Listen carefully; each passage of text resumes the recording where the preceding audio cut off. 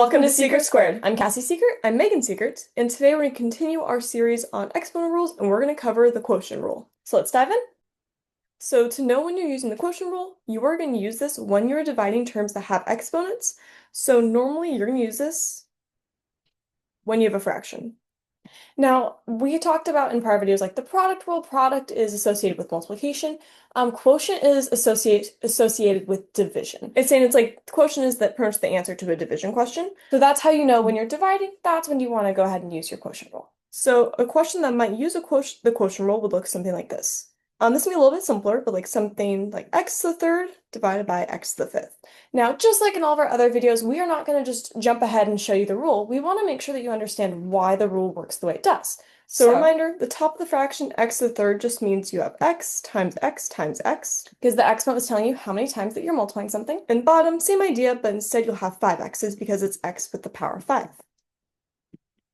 Now, something that's really important that's going to help us simplify this is when you have anything. So let's say I'm picking a random number, 3. And if I do 3 divided by 3, whenever you divide something by itself, you're going to get 1. I could have 7 divided by 7 and I get 1. Using the similar idea, if you have anywhere x over x, that is actually the same way or the same thing as having 1. So what we're going to be able to do, or what we tend to think about as we're looking at this fraction and we're trying to kind of make pairs. So here's one pair of x divided by x, here's an x divided by x, here's an x divided by x, and we're going to cancel them out because once x divided by x is just 1, and since we're just multiplying here, multiplying by 1 doesn't change anything. So we see x divided by x, we're going to slash it out. We have another set, x divided by x, last set, x divided by x. Now, the last two x's, you cannot cross these out because I know it's tempting to say, well, there's two x's. It only works to cross them out if one is on top of the fraction and one's on bottom. So these last two are going to be left over, and they are we're going to use them going forward. So once we've canceled out as many of them as we can, now we have a lot less x's, which is our goal. We want to make it as simple as possible. So top of the fraction, we don't have any variables left, but there's technically still a 1 on the top. So we could think it's really 1 times x times x times x. So there is some number up there. Don't leave part of your fraction. It's not going to be blank. It has to have something. At the bottom, we have 2 x's, and that really just means we have x times x. But we could say that's just actually x squared, because reminder, the exponent means how many do you have being multiplied together. Yep, so that is going to end up being your answer for that one. Now, that one is probably one of the simplest ones that you're going to see because there's no coefficients in front, there's just one variable. We want to go ahead and show you one that has a couple more things in it. However, we're going to be able to deal with it in a very similar way. So for this one, let's say on the top of our fraction, we have 4a squared b to the power of 3, and on the bottom we have 8a to the power of 4 and b. We are going to start the exact same way we did before. We're going to go ahead and write or expand everything out. So on the top, you have that 4, that's your coefficient in front. A squared is a times a, and b cubed is b times itself 3 times. Now on the bottom, we have the 8, that's our coefficient. Then do a to the power of 4, so there's 4 a's. And then I have just one b on the outside, on the very end, because that is a b. I'll go ahead and write it to the power of 1. And before we start canceling some of the terms out, I'm going to look at just that numbers in the front of the coefficients. And it looks really funky because it has all of the other variables. Really, with this 4 over 8, it is pretty much the same as saying, hey, if you have the fraction 4/8 like completely on its own, how could you simplify it? And reminder, when you're simplifying fractions, you want to find a number that goes into the number on top and the number on bottom. In this case, we have 4 and 8. We can divide out a 4, there we go, from each of them. So we end up with a 1 on top, and we had now a 2 on the bottom. Now, if you had numbers that divided nicely, so say it was flip-flopped. If it was an 8 on top and a 4 on the bottom, then you just think, okay, what's 8 divided by 4? But in this case, if you were to divide 4 by 8, you're not going to get a nice number, so that's why we're going to simplify instead. And then from here, we're going to look at all the different variables, and just like we did above, we're going to try to cancel them out. But again, they have to be the same variable on top and on bottom. So in this case, we have we have an a on top and on the bottom. That's going to cancel out. We have another set phase. And then we run out of a's on the top. We have some on the bottom, but they have to be on both sides. So you can't cancel out the last You can't cancel out the last two A's out there on the bottom, so those are going to stay. And then going to the B's, I have a B on top and a B on bottom. But these two B's, yes, there's two of them, but they are both on the top together. You need one on top and one on bottom. So these are going to be left over. So that gives us, on the top, I have B times B left over. And on the bottom, I had A times A. And technically, the 8 was there, but we divided, the 8 was there, but we divided by 4, so that is why we have the 2. Just a reminder. And last thing is just us putting all the pieces together. So we have really two B's on top, so B squared. That 1 is the coefficient because it's just a 1. You don't have to write it, but you could if you want to. On top. And then at the bottom, we have a 2A squared. And then that is going to be your answer for that one. All right, so now that we saw a couple examples, we want to actually go ahead and solidify what the quotient rule actually is. So the example at the very top, that is the last example from the previous page, the very beginning, and the very end answer with none of the steps in between. So we just went ahead and brought it so that we could talk about it and point out the rule. Now, really important note, the quotient rule. It only is applying to the variables with the exponents. In this case, the 4 and the 8, we just went ahead and we simplified that fraction. So we did not do anything extra special with that. We are especially going to pay attention to those variables right now. So just because it's in a fraction doesn't mean we can use the quotient rule. It has to be in the fraction, but have those exponents. So like that A squared, the B cubed. So what we're wanting to do, and I think it's actually easiest to see what happened with the B's first. Now the B on the bottom had the exponent of 1, and I have the exponent of 3 and 1, but in our final answer we had a 2. You might be thinking, oh, okay, well, 3 minus 1 is 2, and that's actually exactly what happens here. If you have something like x to the a, and it's being divided by something x to the b, now those bases have to be identical. So that's why we deal with the a's together, and then we dealt with the b's together separately. Exactly. What we're actually doing is you subtract the exponents. You're going to do a minus b. It has to be the top exponent minus the bottom one. And looking at this, that makes complete sense. 3 minus 1 gives you the 2. Where we run into, not issues, but something looks a little bit different is when we look at the a's, we have the a squared and a to the 4th.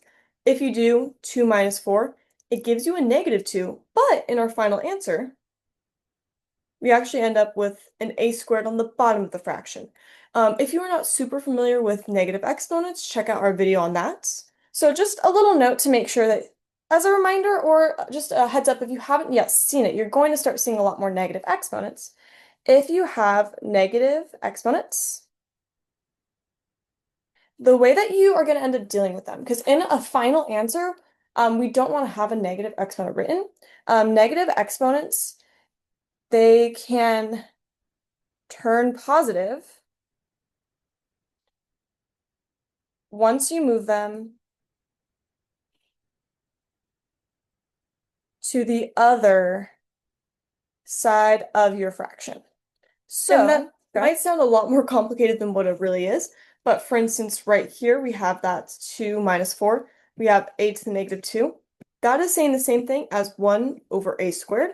That's because right here, this was not in a fraction, but we can think of it as the top of the fraction. So then the 2 or that exponent turns positive, but it has to move to the bottom of the fraction.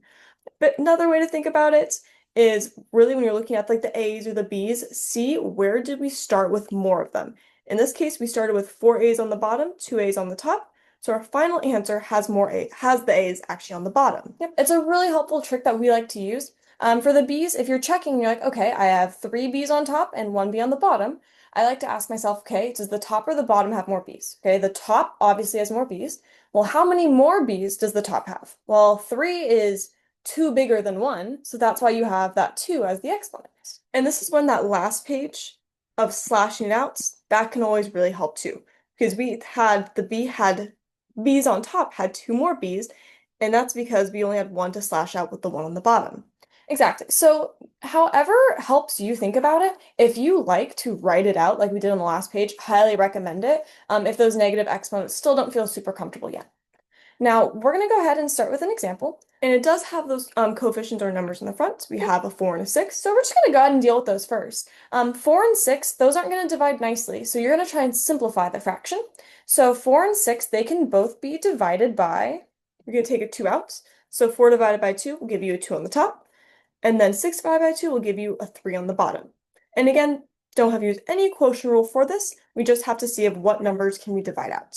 But for the x and the y's, we will use the quotient rule. So for the x on the bottom, we don't see an exponent, so we can go ahead and add an exponent of 1. That tends to be something throughout all of the exponent rules that can be very helpful to do. And then now looking at the x's, we have an exponent of 6 on top, an exponent of 1 on the bottom. 6 minus 1 gives you 5. So we end up with an x to the 5th. Now, a really important note, a lot of people tend to have questions on it. Whenever you subtract the top minus the bottom, whatever you get, positive or negative, whatever it might be, just start by writing it on the top. If it had been negative, then from there we'd have to move it. But just initially always write it on the top of that fraction. So for example, looking at our y's, we have a y squared divided by y to the 5th. So we have to do top exponent 2 minus a 5.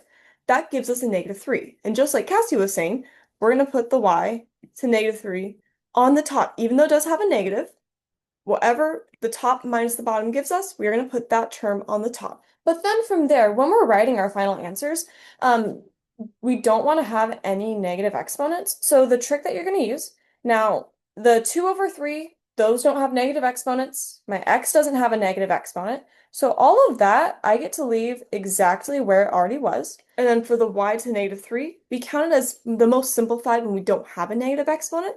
What really happens is that y to negative 3, we just move it to the bottom. So now we have a y to the positive 3. Yep, because remember, the reason that we're moving it is we want to have a positive exponent. So make sure don't put a negative exponent there. That negative is now gone by moving it. And that makes sense because right here we started with more y's on the bottom. 5 are on the bottom, 2 are on the top. So we should end with the y's on the bottom as well. So it's just an easy way that you can check your work. And then that's going to be your answer. So for our last example for quotient rule, we're going to have something pretty similar, just with a few more exponents. So we're going to have some x's, we have a y, and a z. So just 3 variables. No matter how many variables, though, it's still the same steps. You might have to do those steps more times. First thing first, we're going to start with the numbers in the very front, or those coefficients. Nice thing is, 6 divided by 3 is just 2. Oh, finally, we don't have to simplify it. A lot easier. Yes. But that 2, it is going to go on the very top of our fraction. So I'm just going to go ahead and draw a fraction line. Just because maybe we don't end up with anything on the bottom, but we probably will have something, so it just helps to keep the structure. Now, you could have a 1 on bottom, because if you were dividing the top and the bottom both by 3, on the bottom you still have a 1. However, I'm just making that note in case you are someone who likes to include it. For the next chunk, we can look at all of the x's. And again, we have to have the same base. So we're going to look at the x's together, y's together, z's together. So we have an exponent of 3 on top, exponent of 5 on the bottom. We do the top minus the bottom, which is why right here it's a minus the b. 3 minus 5 gives us a negative 2, but still write it on top to start. And then at the very end, later on, we're going to deal with getting rid of the negatives. Now, the next one, next letter, I'm going to look at, oh no. I have a y, but there's no y on the bottom. So only a y on top, none on the bottom. Now, this seems weird, but it's actually the easiest thing you're going to run into. Don't freak out. Nothing's wrong. This is actually kind of a little gift for us. Because there's just that y and there's nothing on the bottom, my y is not going to change at all. It's just going to tag along. So I'm just going to go ahead and keep it. I don't have to change it at all. For the last thing, we have a z to the 6th divided by another z to the 6th. So we have our last little chunk. I still want you to think about, we have 6 on top, 6 on the bottom. We're going to do 6 minus 6. And this is actually where we end up 2 different ways to think about it. Option 1, maybe you're like, hey, z to the 6 divided by z to the 6 is something divided by itself. If you notice that is actually means you have just 1. So you could think of it as multiplying by 1. Option 2, you might want to think about it, and this depends how comfortable you are with some exponent rules, is you might think of it as 6 minus 6, because that would be using our quotient rule. There we go. And when you're using that quotient rule, you get z to the 0, which, again, depending on your familiarity with those exponent rules, if you have not yet seen what something to the power of 0 is, you would probably want to use, this version on top.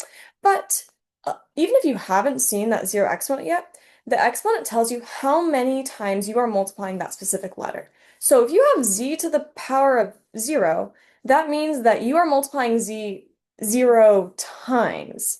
And what I like to sometimes think about, if you're multiplying something 0 times, you don't even actually have it there. So you could actually get rid of that z to the 0, which is the same thing as multiplying by 1. Exactly. So you could get rid of it and just keep 2 x to the negative 2y, and z to the 0 is actually technically just 1. So it's really multiplying by that 1. Yep. And the version that we wrote up here, when you times something by 1, you don't actually have to write times 1, because multiplying by 1 doesn't change anything. And actually, I'm just going to put a little 1 right here just to make it super clear as we're going that these are fractions.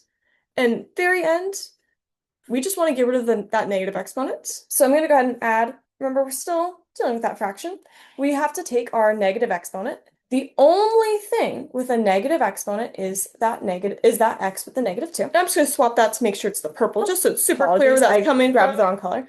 And then from here, we're just going to take that x negative 2, and now we have two x's, but they're going to be on the bottom of the fraction. Yep, so we're going to take it. That y stays on top, and the x is going to go to the bottom with that squared, and now the exponent is going to be positive. And that's going to be our final answer. Thanks for watching! If you enjoyed this video, please like and subscribe. If you have any other topics you want us to cover in later videos, leave us a comment below. We'll see you next time!